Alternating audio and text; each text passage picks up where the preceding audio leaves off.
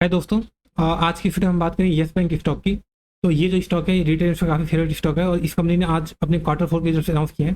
जब हम result check करने से पहले हम देखते हैं कि इस कंपनी से एक्सपेक्टेशन क्या थी। तो हम मनी कंट्रोल की साइट खोलते हैं और देखते हैं कि इस कंपनी से एक्सपेक्टेशन क्या थी। तो अगर हम मनी कंट्रोल की साइट पर देखें तो इस कंपनी से एक्सपेक्टेशन थी वो 619 करोड़ की प्रॉफिट की एक्सपेक्टेशन थी। तो एक बार देखते हैं एक्चुअल कैसे आए इस कंपनी के। तो अगर आप ध्यान दो यहाँ पे, अगर हम यहाँ पे रिजल्ट पे चेक करें तो आप देखोगे तो ये जो कंपनी है इसका जो प्रॉफिट है, इसका जो सेल्स है सेल्स काफ़ी अच्छे से बढ़ा है। लाइक लास्ट ईयर तो करीब 6,900 करोड़ का सेल्स था, मतलब 7,000, और अभी 7,800, मतलब 12-13% की ग्रोथ इन्होंने दी है अपने रेवेन्यू के अंदर में। अगर हम प्रॉफिट की बात करें तो प्रॉफिट उतना ही है जितना एक्सपेक्टेशन था, 619 करोड़ का। तो कंपनी ने, हम बोलते हैं लास्ट ईयर उन्होंने 243 करोड़ का प्रॉफिट किया था और इस बार 619 करोड़ का है। तो आप देख सकते हैं मोर देन डबल से भी ज़्यादा इनका प्रॉफिट बढ़ा है। मतलब कंपनी ने काफ़ी अच्छी ग्रोथ दी है।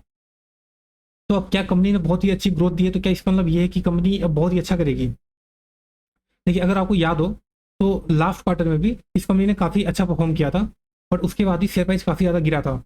तो ऐसा जरूरी नहीं कि कोई कंपनी अगर बहुत अच्छा रिजल्ट पेश कर दी है तो कंपनी अच्छी रैली ही दे। क्योंकि येस बैंक टाइप की कंपनी के साथ दिक्कत क्या है कि ये जो कंपनी है वो, मतलब पास्ट में काफ़ी बदनाम कंपनी रही है। तो इन कंपनी का जो ग्रोथ का ड्राइवर होता है वो एक तो एक्चुअल ग्रोथ होती ही होती है, बट साथ में इन्वेस्टर का भरोसा भी होता है कि यार ये कंपनी कितना पी डिजर्व करती है। लेट्स सर कंपनी 20 पी पे ट्रेड करती है, तो क्या ये कंपनी, जैसे आप देखो HDFC बैंक वही 20 के पी पे है, ICICI बैंक, कोटक बैंक ये भी उसी रेंज में ही चलते हैं। येस बैंक का पी जो है वो 26 का पी अभी के टाइम पे है। और अगर लेट से ये कंपनी यहाँ से लेट से 50% ग्रोथ दे दे तो इस कंपनी का पी 26 से बढ़ के 40 हो जाएगा। तो डिपेंड करता है कि इन्वेस्टर का भरोसा कैसे है। तो ये इस टाइप जो कंपनियों ने फंडामेंटल के दम पे नहीं चलती हैं, ये कंपनी चलती है मोस्टली सेंटिमेंट के दम पे चलती हैं कि आने वाले टाइम में कैसा होगा। जैसे लास्ट क्वार्टर में इस कंपनी का रिजल्ट काफ़ी अच्छा था। अगर आप यहाँ पे देखो तो लास्ट क्वार्टर में भी आप देखो तो इसके बाद देखिए यहाँ पे कितना शार्प फॉल हुआ था। यहाँ पे ये आई थिंक रियल जो जनवरी के आसपास में आया था, तो उसके आसपास देखो तो ये कंपनी लगातार नीचे गिरी है। हालांकि इसमें एक रीजन ये भी मार्केट भी बहुत ज़्यादा गिरा है। बट देखिए इस टाइप की जो कंपनी है, मैंने बताया कि ये कंपनी सेंटिमेंट के दम पे चलती है, इससे कोई फंडामेंटल टेक्निकल ज़्यादा काम नहीं आता है। फिर भी अगर आप टेक्निकल देखना चाहें तो अगर हम यहाँ पे टेक्निकल चार्ट देखें इस कंपनी का, तो देखो तो यहाँ पे इसने एक डाउनफॉल के बाद इसने जो पिछला रेजिस्टेंस था वहीं पे जाकर अगेन इसने रेजिस्टेंस लिया और यहाँ से सेलिंग आई थी। और अभी अगेन ये कोशिश कर रहे हैं यहाँ पे बॉटम बनाने का। तो अगर आप ट्रेडर हो, शॉर्ट टर्म ट्रेडिंग आप करना चाहते हो और लेट से आप यहाँ पे खरीदो और अगेन ये 32 रुपये चला जाए तो आपका करीब 75% का प्रॉफिट आपका हो सकता है। तो ये ट्रेडर्स के लिए अगर आप ट्रेडिंग करना चाहते हो तो ठीक है। लेकिन देखिए ये जो कंपनी है, मैंने बताया कि सेंटिमेंट में चलती है, जरूरी नहीं कि ऐसा हो। तो मेरे हिसाब से अब 1-2 दिन का वेट करना चाहिए कि एक्चुअल में इसके रिजल्ट कैसे। तो मार्केट के बाद अपना फैसला सुना लेने दीजिए कि मार्केट कैसा रिएक्ट करता है। तो अगर लेट से 10% ऊपर भी चला जाए, ठीक है, तो थोड़ा वेट कर लीजिए कि थोड़ा नीचे आ जाएगा उसके बाद आप खरीदोगे, या फिर थोड़ा नीचे चला गया तो आप खरीद लीजिए। और जरूरी नहीं कि आप इसी कंपनी के अंदर इन्वेस्टमेंट करना है, ठीक है।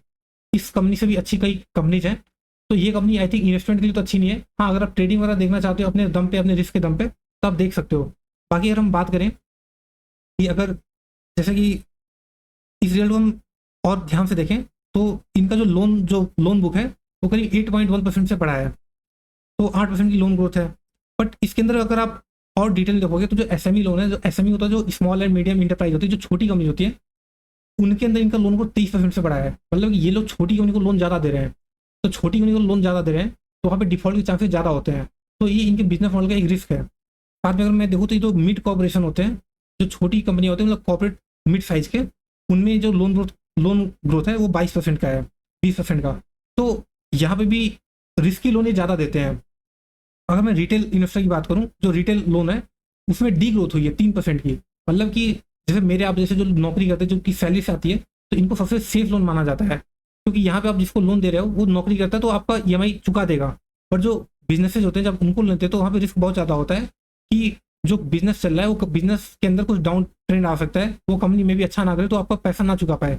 तो जैसे मैं देख पा रहा हूँ कि इस कंपनी का जो लोन ग्रोथ है वो मेनली SME लोन और मिड कॉर्पोरेट लोन के अंदर ग्रोथ ज़्यादा आई है और रिटेल लोन के अंदर ग्रोथ कम आई है।